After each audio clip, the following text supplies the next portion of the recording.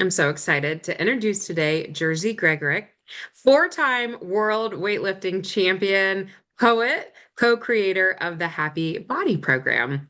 Over the last 3 decades, Jerzy has coached individuals overcoming pain, aging, chronic challenges, and his philosophy is hard choices, easy life.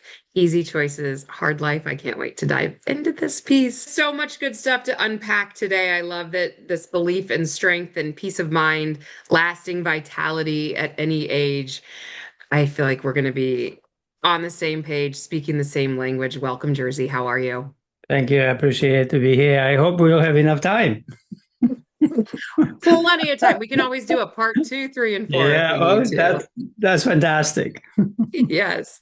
Yes. So I think let's just start with the obvious. It's behind your head, your mantra, your piece that you have found along the way of life and what you have done that brought across this hard choices, easy life, easy choices, hard life. Give us your background. I work with clients over 40 years, and I watch clients were coming and they were telling me that they were doing things like exercise for 10 years and they didn't get better. Hmm. So I said, what's going on here? I understood that we can do things and actually never get better. We can practice, let's say, playing piano, but the way that we don't get better. Hmm. So the hard choice is something that improves us, that we do certain things and we go into a better place. It means you play piano and you become better pianist because of the playing. And sometimes in order to do that, we need help. We need mentors to actually deliver us the journey, deliver us the plan, the strategies, making everything cognitive and not really unconscious way of practicing without any cognition and frontal lobe action, executive functions. So I show that the hard choices are whenever something is at stake, something is meaningful, something is important. Hmm. I remember Kennedy said, we do those things because they are hard, not because they are easy. Right. So, all these movements that happen in history, in politics and sports and business, when the hard choices are present, the improvement happens. When the hard choices are not there, then we repeat things and never get better. Hmm. So there is no this compound effect, like compound interest in business. Yes, that was a beautiful explanation, and thank you. Our listeners are going to love you because I think sometimes when people hear hard or that it has to be this huge effort, you're saying it's an effort, but then you're really quick to also go into you have things about micro progression that you believe strongly in this little by a little becomes a lot. You have a way to walk your clients through that it's not that it takes such a crazy discipline that they're not capable of doing it, but it does take being intentional. So let's go into your micro progression type mentality of mastering life one small step at a time, because that's ultimately, I feel like what you're saying here. Yeah, you do understand microprogression or to actually imagine. The best way to help people to imagine is this to bring the story of my cerebral palsy boy that I coached for 5 years and who came, he was 25 and he could only add 2 plus 3, but didn't know what a 3 minus 2 was. And who was really hunched and his body was tight in many places, didn't have energy, couldn't dress himself, couldn't go to a bathroom on his own. So everything parents provided.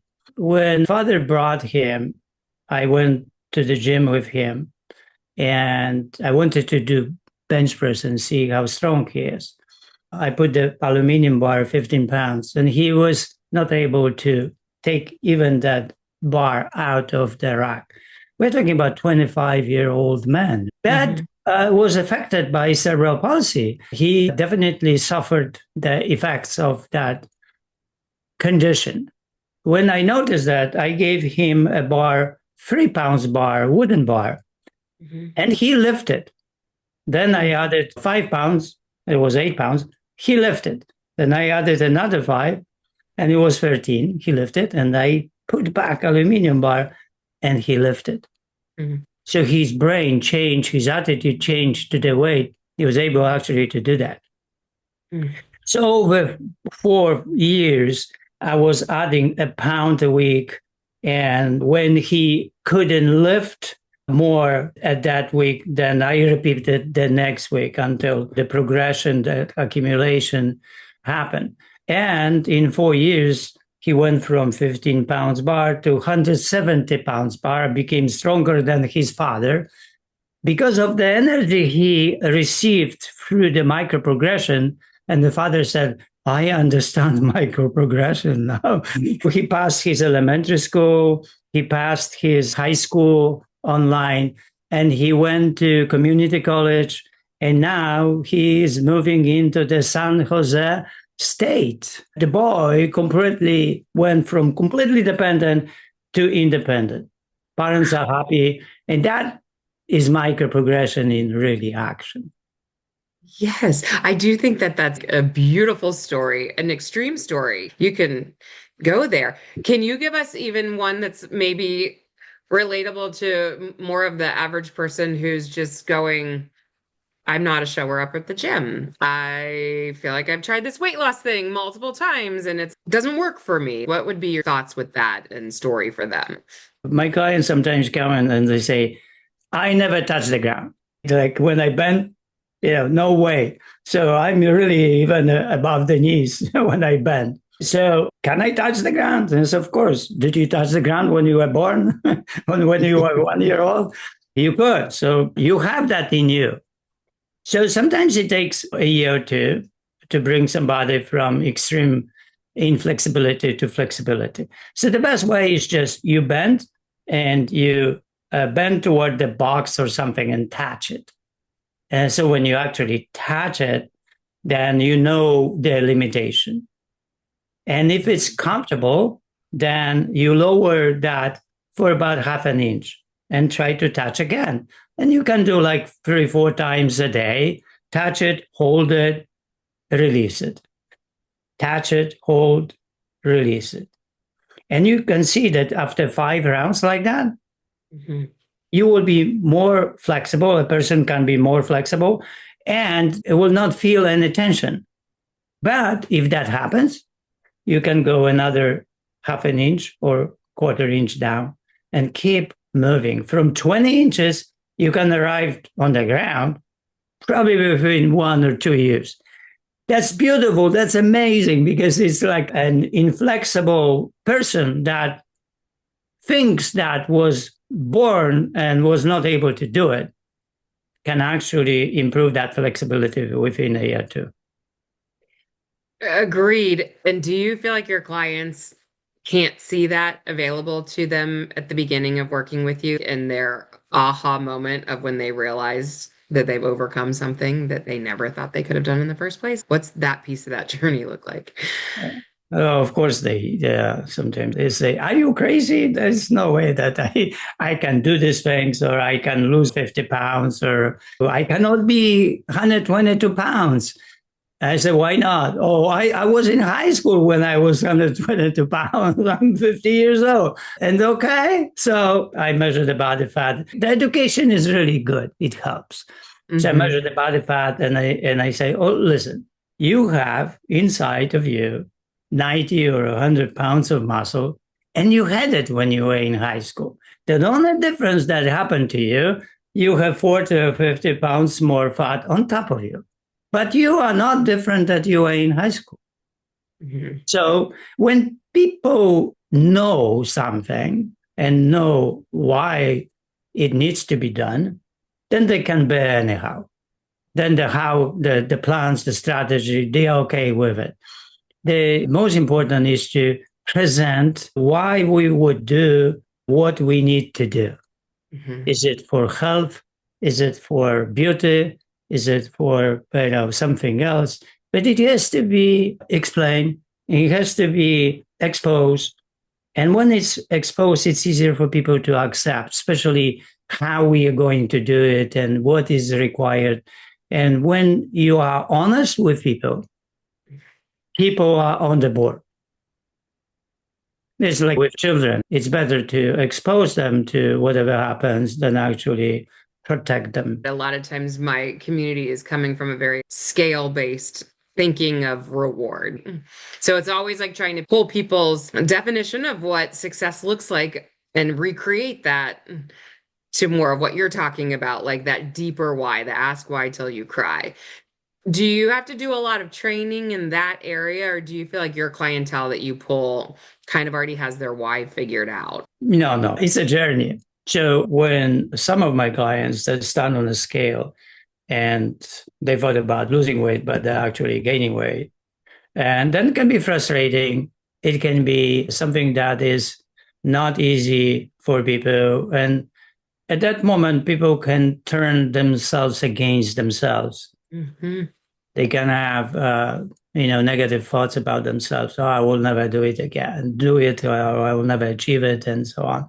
So I teach people no expectations, zero expectations. So the scale is there, of course, and we stand on a scale every day, but the scale is only the numbers telling us what to do and how to adjust to the next day, that day, but not the past. The past is not interesting, I tell my clients, but the present is interesting. So, what I need to do to move. So, if we do certain things and we fail, then it's only the what happens, and we are moving from what happens to the future. Okay, you gain 3 pounds. What do we do now?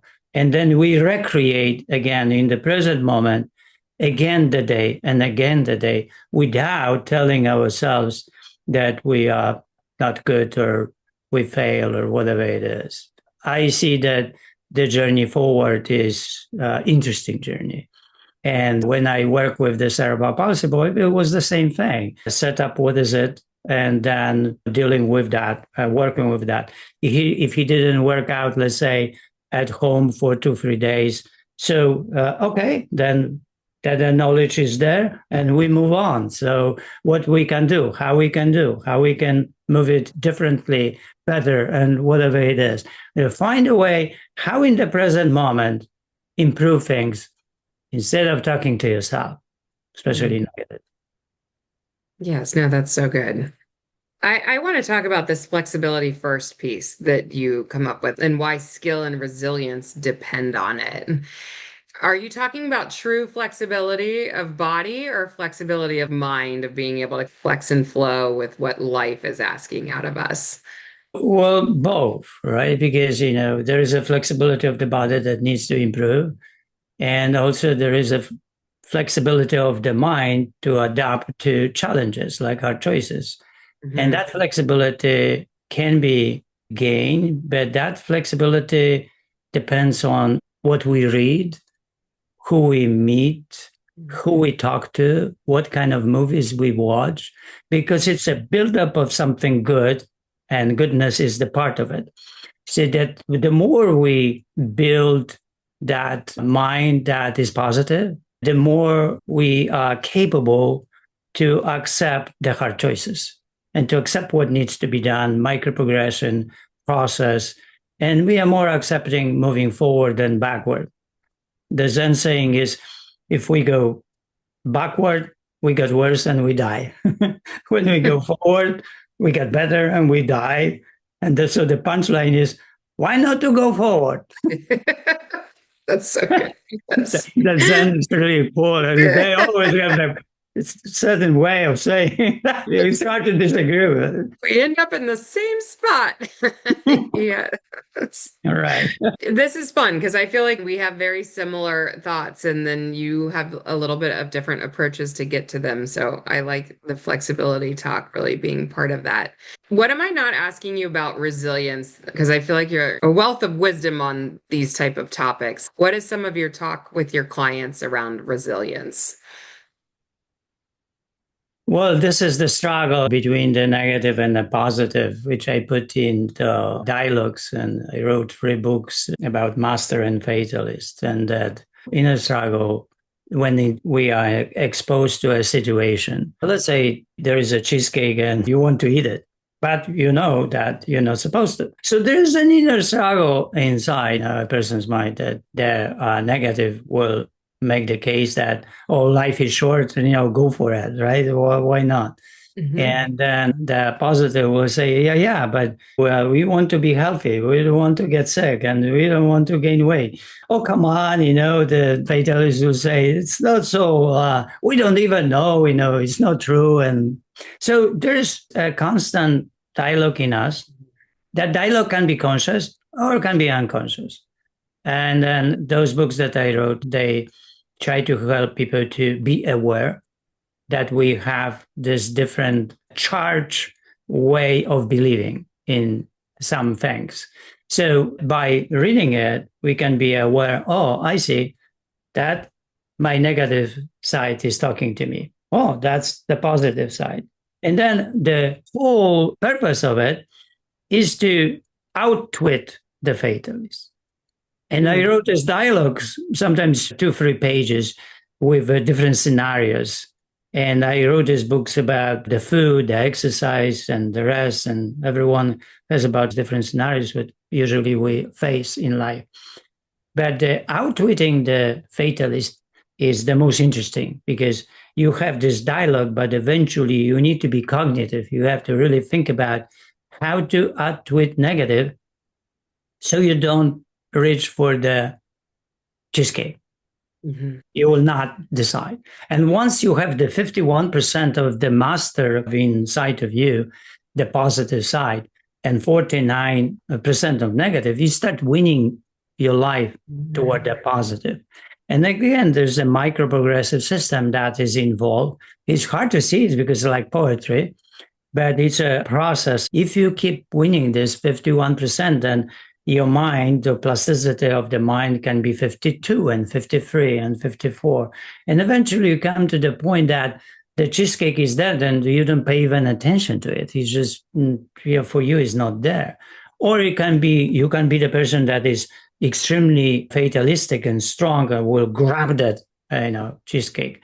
So there's a way to deal with it. There is a way to improve ourselves. And we need to somehow have the believing system that is good for us. And we need to other people. We need a lot of people. We need like a whole village sometimes to talk to people that hard choices or health or saving money for retirement is a good thing. And there is a way to deal with it. There can be a plan for it. There can be strategy, but it doesn't have to be frustrating. Doesn't have to be irritating. It can be micro progressive and can be actually pleasant. So let's go back to the inner dialogue while we're saying micro progressions here and even pleasant, because I think that the changing of the inner dialogue seems really hard for a lot of individuals. They can hear the importance of it, but to put in the work that needs to be put in to truly change, it's almost like they could sit and listen to our podcast and be, I'm motivated. Let's go make some micro progressional changes and then walk away back into their regular environment and all bets are off. What's some of your experience with that? Yeah, I use creativity, and creativity is one of the things that helps. And creativity is positive. So it's something that we can actually do. So when my clients or I have negative thoughts about something, I will take the book and I will read the book. Usually books are positive, and especially the books that they are self-help books or the books that have something good in nature. So I read those books or write. So I inspire people to write paragraphs, something that is important at that time for the person, but doesn't have to be important. It can be something that the person is creative about. So, okay, I will write about the tree or the birds or whatever it is. But that helps the person to take away the thoughts from the negative thoughts to the positive and build up on it. So I read every day. I read books every day and I write every day and I write poems every day. So I practice every day. But, I expose myself to people that wrote books and they are wise people and they mean good to me. So I'm exposing my mind to it. And because I'm exposing my mind, when I read it, I say, oh, okay, okay, good here, and so on. And then my resilience slowly is improving. We need to react with either books or with people. I remember Socrates, about the story about Socrates and his discipline, because he was really known for discipline. And somebody came and said, Master, teach me the discipline. I don't have it. And he said, okay, sit down here. We'll begin.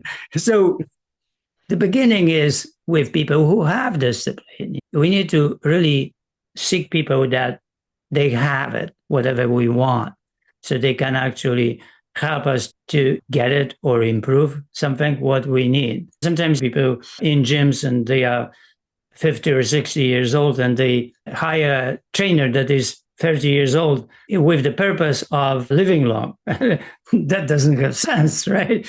So instead of finding people that they lived long and they know how to do it and how to get there, they are finding younger people, telling people, train them actually to live long. Doesn't have sense. Every age has challenges. Every age has the hard choices, different way to embrace and to work with them. And I know what to do with the 60-year-old. I am 71. So I know what to do with the 60 and 50, right? Everyone below, but not 80. 80 is really hard for me. When I deal with 80-year-olds or 90, hey, this is the challenge because I don't have experience of that. So experience is really important that we talk to people that they have experience in something. They are really experts in it and really hire them, get them. I had always many mentors in my life. So it's like I cannot imagine myself to be where I am without people that helped me to be today. And still today, I have mentors. Yes. Oh, I 100% agree. We talk about curating, whether it's our social media or curating who we're surrounded by. And that's what you're talking about. Put yourself around people that you want to be like and put yourself in positions to succeed. Yes. And because it works in the reverse as well, that as much as surrounding ourselves by the positive can lift us up, it doesn't take much of surrounding us in more negative scenarios to pull us down. Yeah, negativity is more powerful than positivity. It's really a lot of harder to be good. Goodness is inconvenient, usually interferes with things that negative. But negative is powerful. And when negative is presented, it's really hard to deal with it. I was an alcoholic. And, when I was alcoholic, the power of finding alcohol during the day was overwhelming. And there was no way that I could do and believe in something else. So negative thoughts, when they come in, they are a lot more powerful than the positive. There was the research about that if we do something, I think it was in a marriage, something not bad, we need 5 times good to make it even. Wow. That's why we can flip easily into the backward, in the negative, very fast. So we can really work on our scale and get better and better, and half a pound, 1 pound. And after 3 4 weeks, we lost 3 pounds. And then we go to a dinner and suddenly we're 5 pounds heavier. And that is devastating, right? It's not really the true way that it should be explained. It's just water, but still, negativity is powerful. And that's why we need practice. That's why we need mentors. That's why you need books to read and constantly expose yourself. And if you catch yourself that you are negative, just flip into the positive. If you think about other people or the world that is negative, flip yourself to people that show the world that is a good place and work with the world to make it better place. And just work with those people, not the people that complain and blame. That is easy. That's extremely negative. And it's easy to flip and it's convenient. It's convenient to complain and blame and be sarcastic. It's not really easy to be a good person, not to complain and not blame others and take the ownership of yourself and as well as the care for the planet and for people in general. Yes, I'm going to take your one-liner of positivity as inconvenient. I have not heard it stated that way before, and I agree with you. And Yes, we have to work harder at it. And I thank you for stating that you're 71 because it's so refreshing and Thank back you. to role models that you're living in the gym, you're working out, you're doing your thing strongly. I think that anytime we see somebody living that out, we all of a sudden go, that's interesting. That could be available to me, especially for the person who never saw that out of themselves or thought that was even available because maybe they didn't have the grandparent who could have done that. They never saw that in their own family. Exactly. And now, and I think this is why I love podcasting so much is the individuals that I get to meet. And I listen to podcasts all the time. And this is what you're saying too, with mentors, with podcasts, with books, just that constant feeding of good information into our ears because it takes that to stay on track. So Yeah. Yeah, we yeah. need people, right? You're right. And we need to talk about a lot. And I competed when I was 44 in Melbourne, and I saw this 80-year-old lifting weights, and he was so powerful, so kind, so Mhm. gentle, so smooth. It was unbelievable. I wanted his life. And he came with his wife, and they pick up the champagne and walk. They walk like cats. It was something, and I was 44, and I was just thinking, wow, I want to be 80. I want to be that way. So we went to them and we talked for hours about how they live life, what's going on, and so on. Yeah, well, you're right. The messages that come from people that mean good are extremely important. And we should be exposing ourselves constantly to this because it's really hard to come out of the negative, inconvenient place. Oh my goodness, yes. I think you'll appreciate this. We were sitting around at one of my retreats, and one of our members had said, meeting our future self and making our future self be proud. What would our future 80-year self be proud of now? And then the question came up in the group of, do you even believe that your future 80-year-old self is real? And there was a decent amount of people who were like, not really, because A, didn't witness that out of family members, couldn't see it for themselves.